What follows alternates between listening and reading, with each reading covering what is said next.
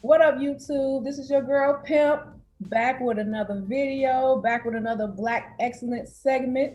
Today I have a good friend of mine, Trey Harris, Y'all and doing? he helping your girl get her credit together. And I wanted to share this because I believe this is really important, especially for the Black community. Before we get into the video, make sure you like, make sure you subscribe, make sure you comment down below because I definitely love to read comments, good, bad, happy, or sad. Make sure you thumbs it up. If you don't like it, thumbs it down. But I think this is some good information that everybody definitely needs, especially my Black folks. We're gonna get right into it. First of all, thank you so much for doing this video with me. I appreciate you so much. Yes, it's an honor. Thank you so much. So introduce yourself to the people. Let them know who you are. Exactly where you're from, what you do, etc. Whatever you want the people to know. All right. Well, hello everybody. Look, it's definitely an honor to be before you all, and just to be able to serve in the area of financial literacy. So, my name is Trey Harris. I'm 28 years old. Grew up here in Memphis, Tennessee. Memphis. Grew up on the South Side area, but I graduated from Hamilton High School. Yeah, that's a little bit about me. I'm a newlywed. Look, my actually my anniversary just passed April the 28th. So Happy anniversary. yeah, and me and my wife got a little one on the way. So we won't know what we having yet until the gender reveal. So just know Congratulations. I got my plate full. Yeah, you do got your plate full. And so do you do credit repair full time?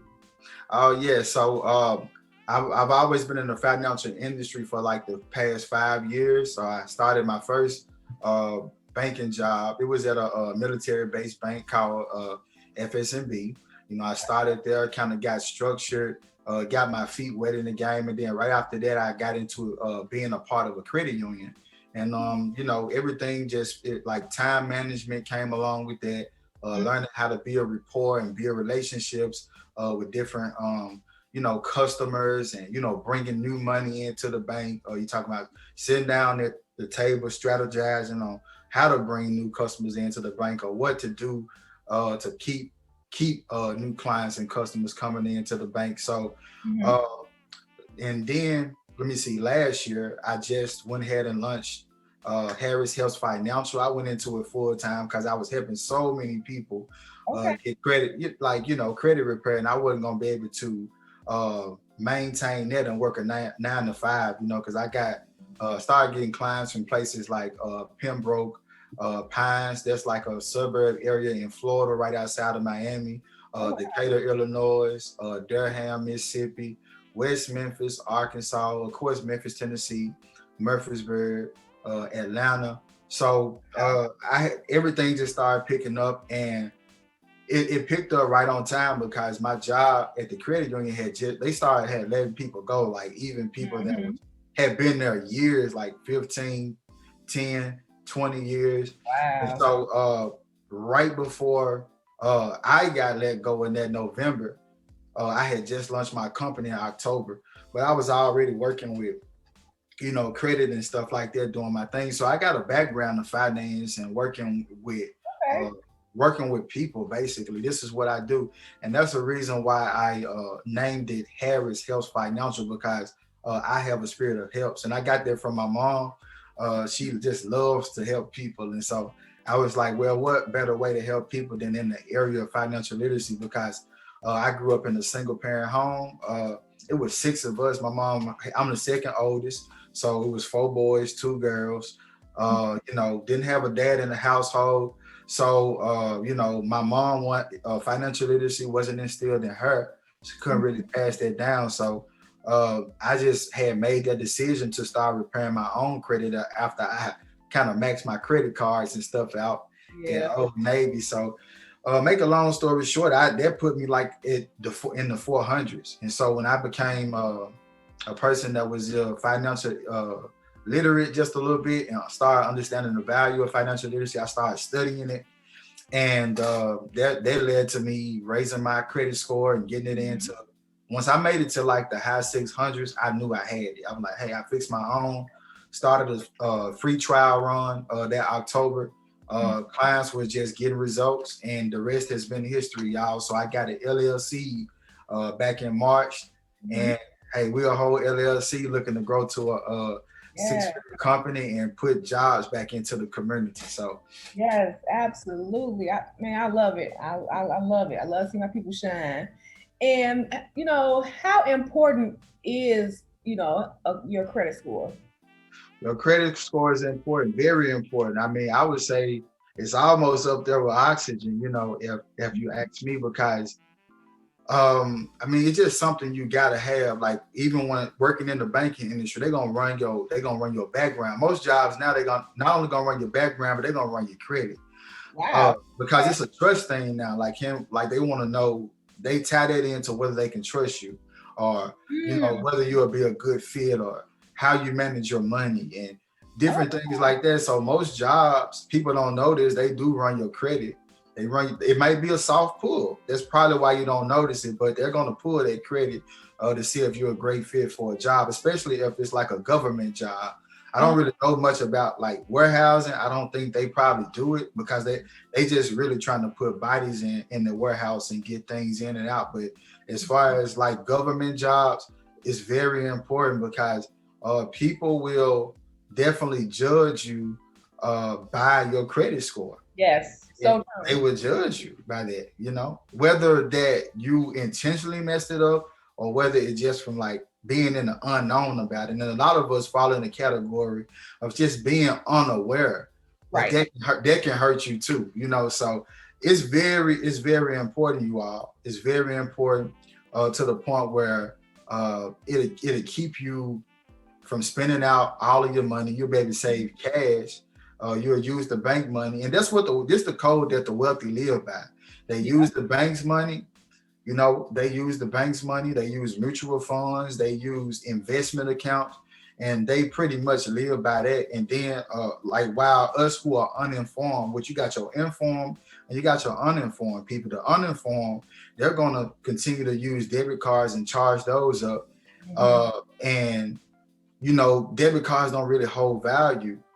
Credit cards hold value. So I tell people, Hmm. this is my strategy and this is what I do. And this is why I know it's valuable because I've turned my credit, my line of credit or whatever to make it work for me. So I put my bills and my monthly expenses. You put that on the credit card, turn around, use that debit card to pay off debt because you was going to pay bills with that anyway. And you Anyway. accumulate points.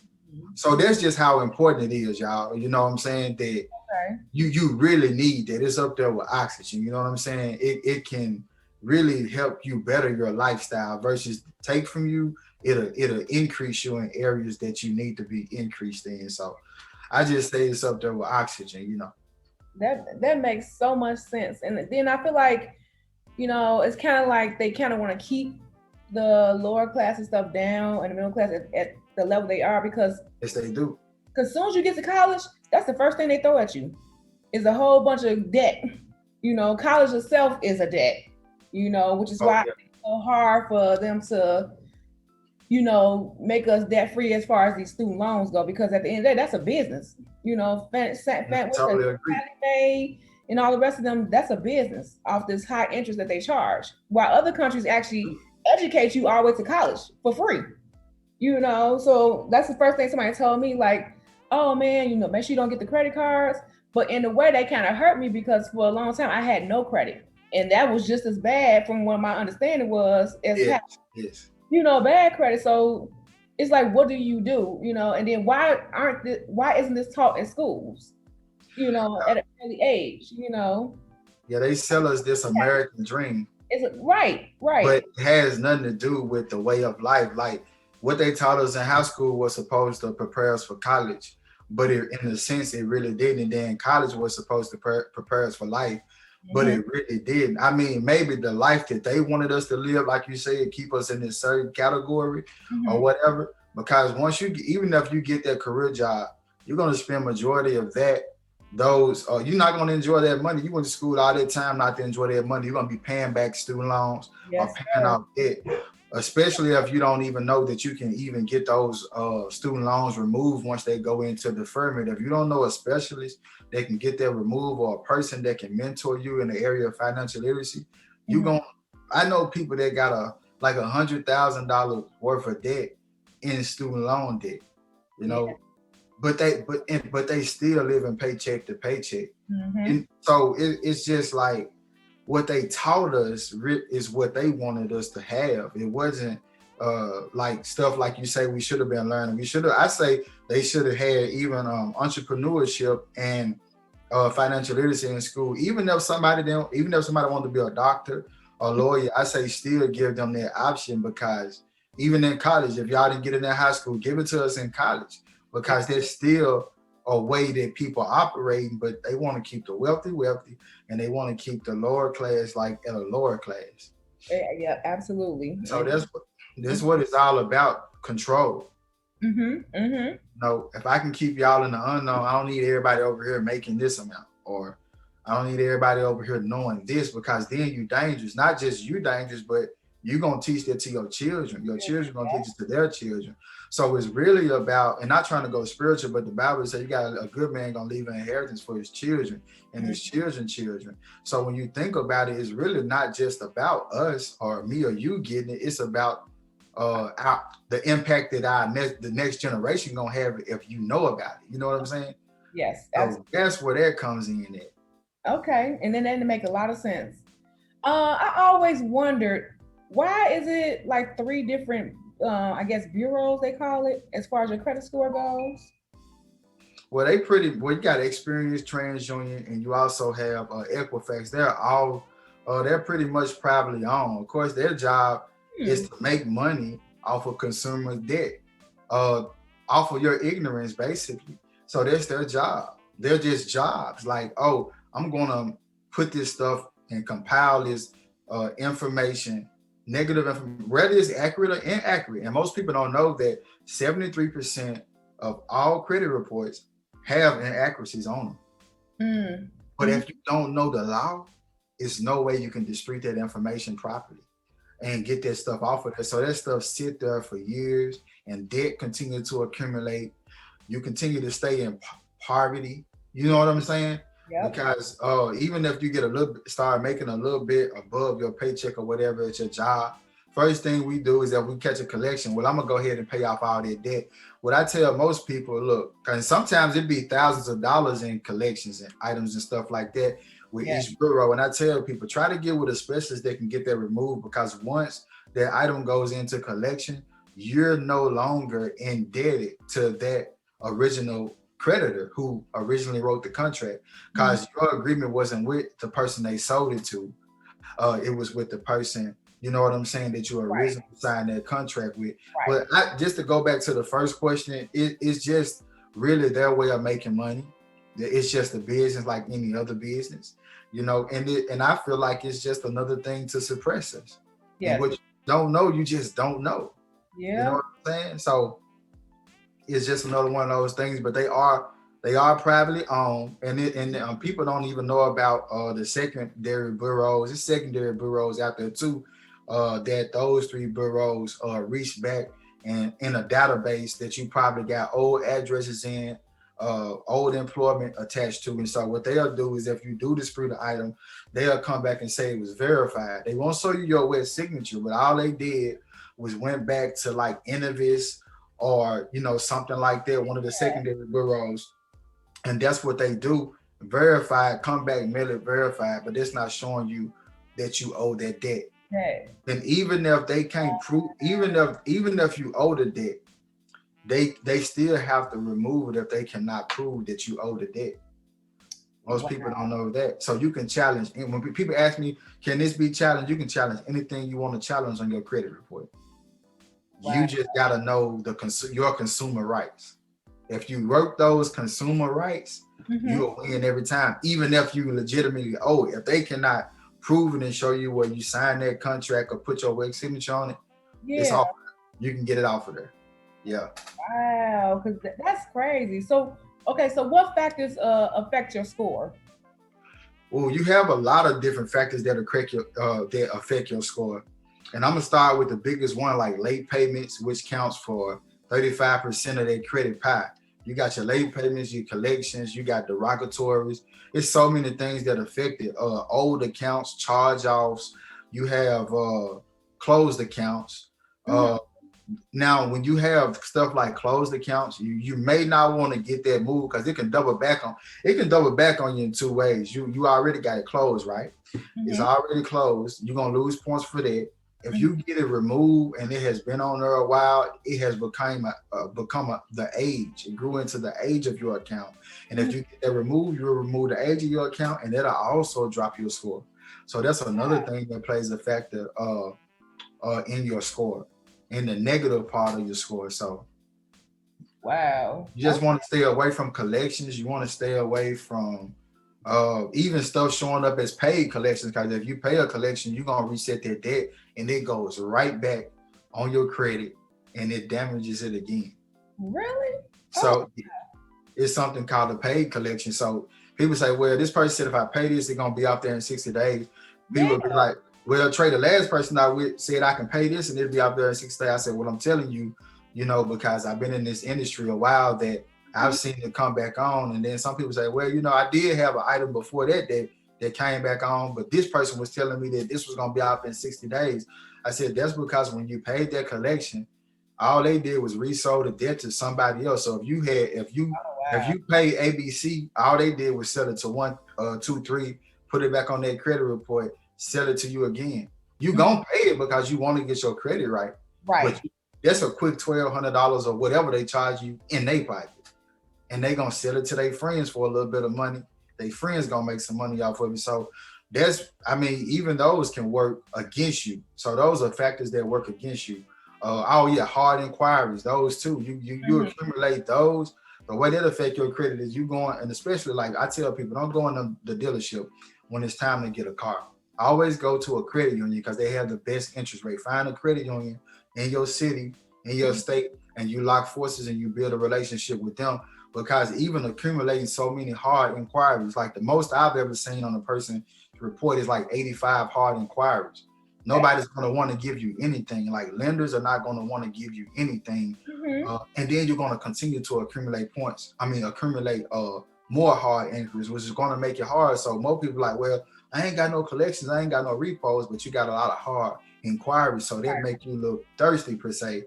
And they wondering like, can I really trust this person? Because you already don't have, you may have a car reporting on there already, or if you don't have that, it's nothing to prove that you got revolving credit, or it's nothing to prove that you have a track record of paying things on time. But it is someone that'll prove like, okay, they didn't went to every car dealership. This looks very thirsty. I don't know if I can. So underwriting probably throw that out quick and be like, even though you got the score, and I've just seen some people have the cash and still get turned down. So stay away from those hard inquiries as well. Okay. And so how will one, I say definitely get a specialist like yourself, but how can one improve as well? You say improve their score? Yeah. Okay, well, you have a way. Most people, they'll start off with a secured credit card or secure loan for, like some banks may have a secure loan for like $500. You might have to come out your pocket with $500 and then you pay that down. You pay $100 on it every month until you pay that down. But that's $500 of your own money. I even have a secured card option that I present to most of my clients when they start now. Everybody most likely going to get approved for that. May not have the best interest rate, but it's okay. You know what I'm saying? And it's going to have a yearly annual fee on it. Some do, some don't. But just find you a good secured credit card to start building that credit. And most of them you may have to put a minimum of $200. And you can probably put more than that. But like I said, the minimum, $200. So most people just put $200 on there, use it for stuff they know they need, like gas, groceries.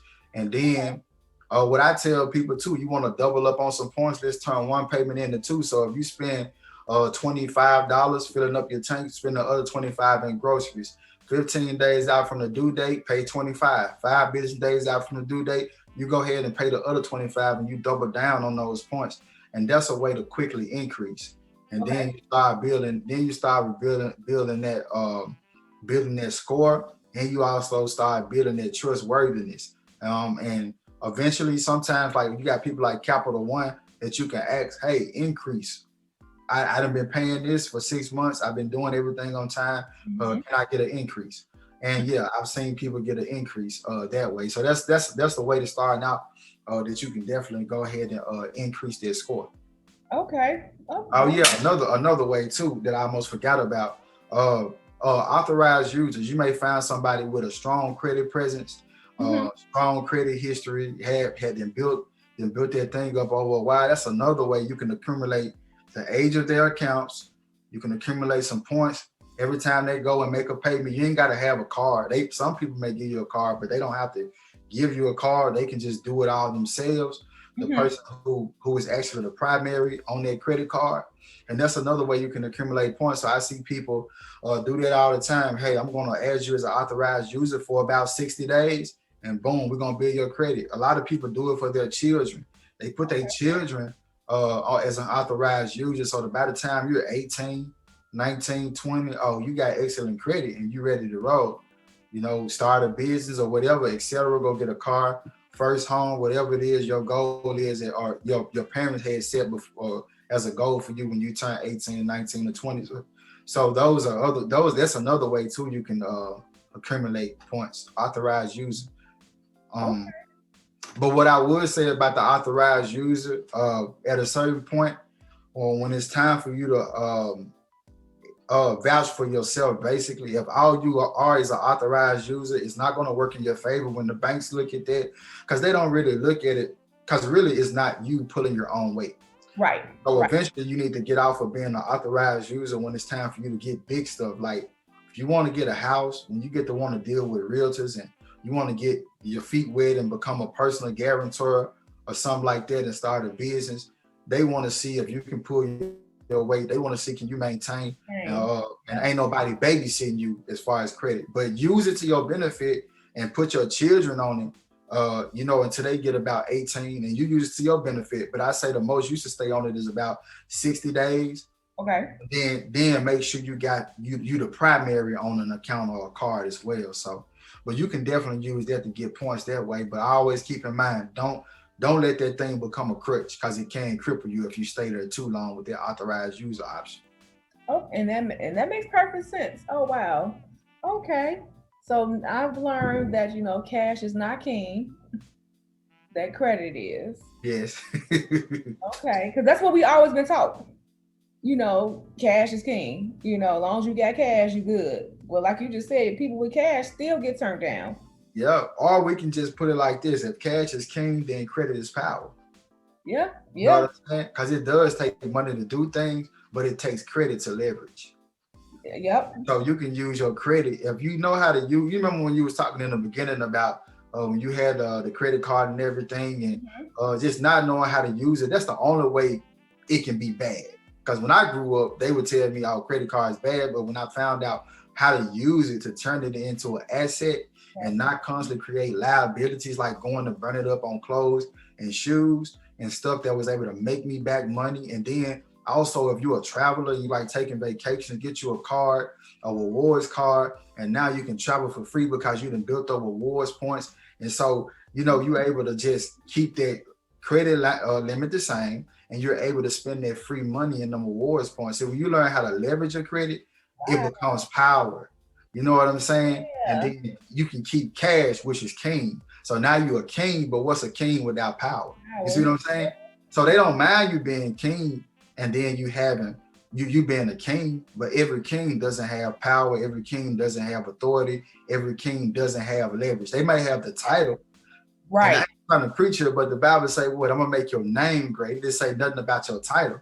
So in order to accumulate a good name, if you take that asset and you learn how to leverage it, there go your name. There go your next generation. See, your name should outlive you.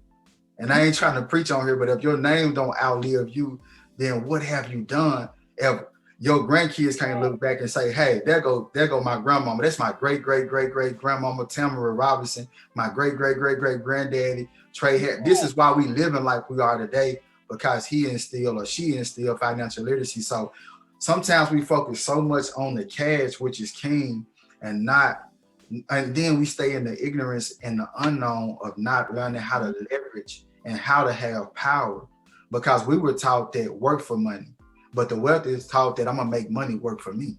See what I'm saying? Brother. Yes, free. You look, and that's crazy because I've actually heard that before. I was younger, so it didn't register. I was like, oh man, f that.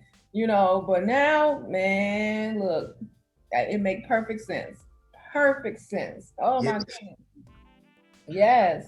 Say I'm building a legacy so my name can outlive me. I've done nothing but live or just existed of, basically I do like if I just stop here. You know what I'm saying? If I Mhm. just get the cash, but I ain't investing it, you know what I'm saying? Going to get land, real estate, reinvesting, whatever you got to do to create an asset. If I done nothing but say, well, Trey had nice things, and Trey had material things, Mhm. then what else can they say about me? You know what I'm saying? When you leave here, I really believe people should say, well, Tamara had both. She had cash, but she also had capital. You know what I'm saying? Mhm. As Mhm. well. And then your name will continue to live on through that capital.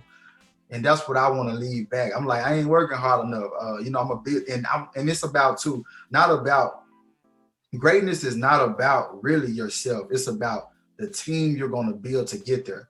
Okay. Even Moses had a Joshua. See, Moses got them to the Jordan, Mhm. but Mhm. then Joshua got them over the Jordan. You Right. know what I'm saying? So you got to know when to pass the torch over to Joshua. So I know that I probably can scale to 4 figures on my own, but if Mhm. I want to scale to 6 figures so I can help more people, Mhm. so I can put jobs back into the community, I'm gonna need a solid team. I'm gonna need a salesperson. I'm gonna need a virtual assistant. I'm gonna need somebody to be able to be a receptionist. So it's okay to, when Yeah. you get ready to take that legacy to the next level, understand that you gotta have help with that legacy, and you gotta have somebody to hold up their ladder. You gotta have mentors in your life. You gotta have people that can pour into you, because if you're pouring out and everybody coming in making withdrawals from you, and nobody's making deposits, you will be drained and you will never make it to your destiny. If you make it to your destiny, you will make it to your destiny. You may make it to your destiny full. But when you make it to your grave, you want to make sure you make it to your grave. You want to make sure you make it to your promised land empty. I don't want to have nothing inside of me. I don't want to have a book left inside of me when I leave. I don't want to have an idea left inside of me when I leave. So if I gotta have other people to come into my life to help push that out, I tell people all the time, it's okay. It's not going to take away from their legacy you're building. It's only going to magnify what great of a leader you are, or what great of an individual you are. Why? Because I wasn't scared to take people with me. I wasn't scared to allow people to outgrow me. I wasn't scared to let people go further than me, even Mhm. in financial literacy. You know what I'm saying? So that's what it's really all about. You got, like I said, just learn how to leverage this thing, not just credit, but leverage your life, leverage your legacy. And Yep. most of the time, to get to that legacy, you got to understand both. You got to understand how to be the king, and you got to understand how to get the power. And when you learn how to gel both of those together, and it's on spiritual, and I'm a man of God, and you got God in there, because that's who gonna help you keep it together. That's Mhm. who gonna help you manifest things, and that's who gonna send you the right team to help push you and help you learn how to leverage different things in life. So that's really my 2 cents. That's all I really got to say about that. Cash is king, credit is power. Get both. You know what I'm saying? And then double down and pass that on. Once you got that knowledge, don't keep it to yourself. I don't care if it's not financial literacy, whatever it is. It could be another corporation. You could be selling hair, whatever it is. Double down, rebrand that, put it in a course, do something where you can pass that thing down to where it can outlive you. Because I'm 28 and I ain't done yet, because my company ain't where, yeah, enough people don't even know about financial literacy. I ain't big enough. I'm not on enough billboards. I ain't helping enough teenagers. Like I want to do tours, financial literacy tours. I want to go into schools. I want to go into communities. I want to go into single parent homes and teach this. So that way this thing can continue to outlive me. Okay, I love it. You already motivated me. So before we jump off, let the people know how they can reach you so they can come and let's grow this business because I think this is very important. I like that you are truthful, you are honest, Yes. keep it 100. So let the people know how they can reach you so they can get it going like I'm trying to get it going. All right. So that's Trey Harris on Facebook. That's TreyHarris. I'm under my business name on Instagram. So on Instagram, you can go Harris Helps Financial. That's my last name, HARRIS Financial. Harris Helps Financial. Also, if you want to reach me by phone, that'll be 800-581-4431. That's 800-581-4431. If I don't pick up, leave a voicemail, or you can simply inbox me on Facebook at Trey Harris. And we can go from there. We can link up and look, see how we can help each other grow. You know what I'm saying? And continue to spread the importance of financial literacy. Because I tell everybody, I can reach somebody, but I can't reach everybody. You know what I'm saying? So let's come together and do this. Those are ways you can connect with me. Thank you again, Ms. Robinson, for having me on and even giving me the opportunity to be able to serve you in the area of financial literacy, and then serve the people that's connected to you on friends, family, Facebook, and whoever gonna go back and watch this video. It's definitely been an honor, and I don't take it lightly. Anytime I can spread this, I continue to do this. So I just say, let's take this, or whatever you all learn. I pray you learn something or one thing. Let's take it and just let's be on fire. Let's ignite the world with financial literacy, because this is what we truly need. Yes. Well, YouTube, that is my time. Once again, thank you, Trey, for being on. Very informative. I wish you nothing but the best. Congratulations again on the newcomers, new arrivals. YouTube, this is yet another great video. Make sure y'all like, comment, subscribe. Make sure y'all share this video. Share, because we got to get this information out of here. It's so important. Got to. Yeah, and this is the time. I think the pandemic was a blessing. I think it opened up a lot of people's eyes. So let's do it, YouTube. So on that note, your girl is out of here. I will holler at you guys later. Peace.